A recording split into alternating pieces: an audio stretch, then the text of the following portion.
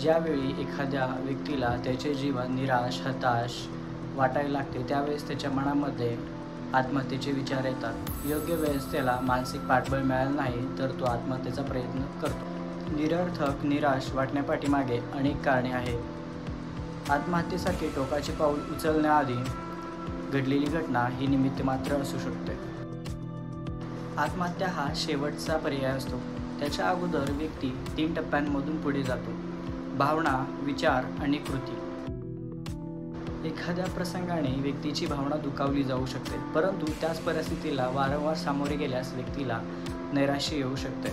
उदाहरणार्थ, प्रेमसंबंधामधील निराशा, अपयश, कौटुंबिक हिंसाचार याच्यामुळे व्यक्तीला नैराश्य येऊ शकते. भावना दुखावलेली व्यक्ती स्वतःकडे नकारात्मक दृष्टिकोनातून पाहायला लागते व नकारात्मक विचार करायला लागते. त्यामुळे एकटे राहणे, कोणाशी न बोलणे, कोणाशी संबंध न ठेवणे, त्याचबरोबर जीवनामध्ये काही अर्थ राहिला नाही असा विचार करायला लागते. कृती: नकारात्मकतेमुळे व्यक्ती स्वतःला त्रास होईल अशा गोष्टी करायला लागते. स्वतःला इजा पोहोचवणे, आत्महत्येचे प्रयत्न करणे. ज्यावेळी व्यक्तीला प्रसंगावधानापेक्षा आत्महत्या ही योग्य वाटते त्याच वेळेस तो हे टोकाचं पाऊल उचलतो. अशा प्रसंगावधानामध्ये कधीही मदत घेणं सोयीस्कर ठरतं.